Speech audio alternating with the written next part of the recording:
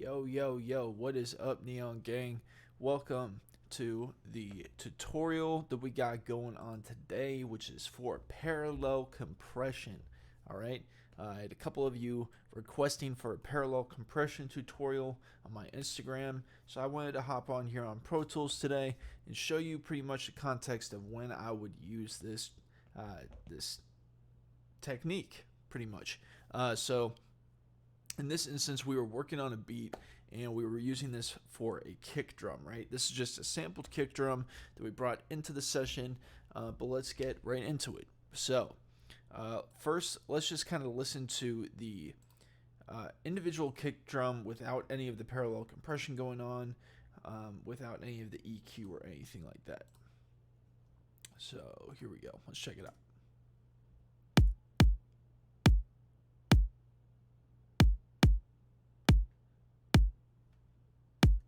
Sounds pretty cool. All right, it'll do. But then, okay, so we added some EQ to this kick drum. I'm going to kind of give you a quick breakdown of what we did here.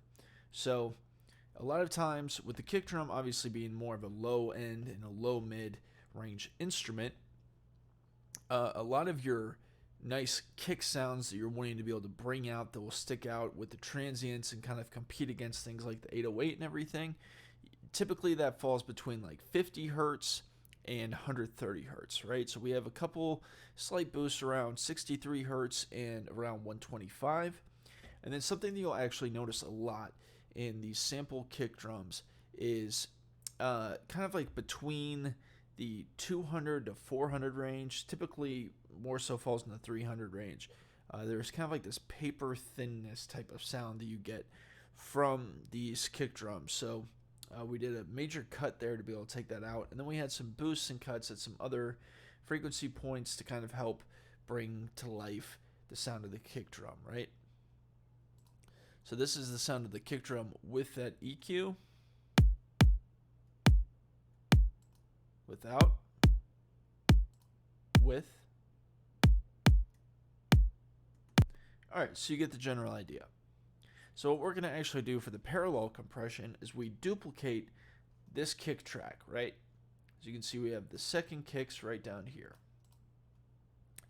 And I'll have it muted first to show you kind of what's going on, right? So this is the first one with no second or parallel. This is with the second duplicated kick drum, but this is without any parallel compression, right? So nice and punchy and everything, but there's still some transients that we gotta kind of take care of and kind of tame that a little bit. So brought down the same EQ for the second kick drum as we had for the first. And then we're gonna add the compressor. Now, as you can see here, we have a good amount of thresholds going on for this kick drum and fairly fast attack and fairly fast release. Now, if you're doing parallel compression, especially when it comes to kick related stuff or anything with drums, typically you want to have a 6-to-1 ratio or higher. So that's what we have right here, right?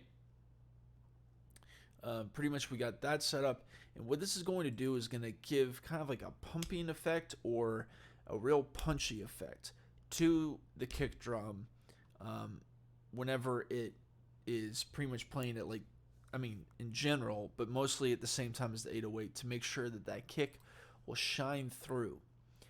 I'm also going to add a little bit of punch feature here on the H compressor or compressor, because this actually determines when on the transient the compressor will activate, right? So if we don't have any punch in there, it will activate right away at the very start of the transient. But sometimes you don't want to do that, so you can kind of pull it back with the punch knob.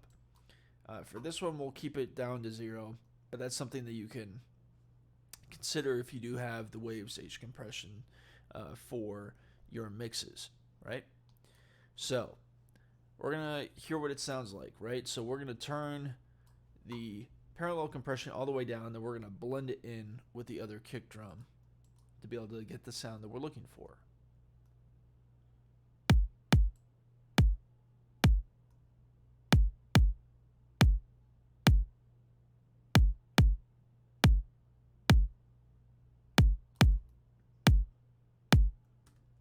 All right, so I like that sound that we had right there. So let's do a little comparison. So this is the kick without the parallel, and I'll let you know whenever I'm bringing in the parallel compression.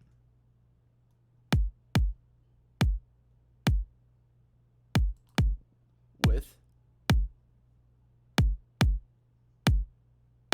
without, with, and without. So you can see it's kind of like a night and day difference. Without the parallel compression, the kick can sound just kind of mediocre, to be honest with you. So bringing in the parallel compression can really make that kick shine through, give it a nice punchy feel. In a lot of hip hop, type of genres, as well as like hyper pop and stuff like that, you want it to really shine through. So that's typically the context that I'll use parallel compression. There are other instances and other times that you can use it, but this is the main use that I typically find myself using this technique. So yeah, let's check that out in the context of the rest of the mix and kind of see how it's shining through. And also, another thing I wanted to kind of touch on, there is some factors going on here with the sidechain compression that we have as well, and how that's kind of going back and forth with the 808. But I'll definitely break that down in a future tutorial.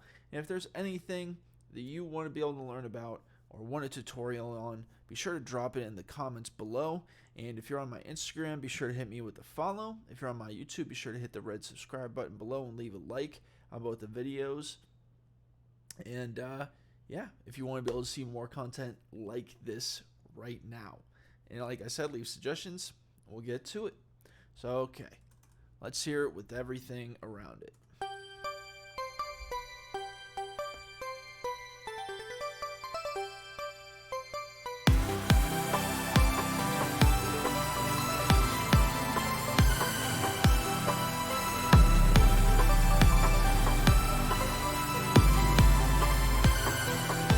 Without parallel.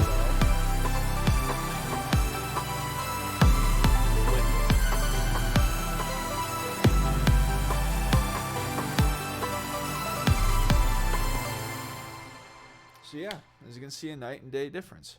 I hope this tutorial was helpful. Thank you so much for tuning in, and I hope you all have a great rest of your day or night, whatever time it is, wherever you are in the world. Until next time, it's Dion signing out.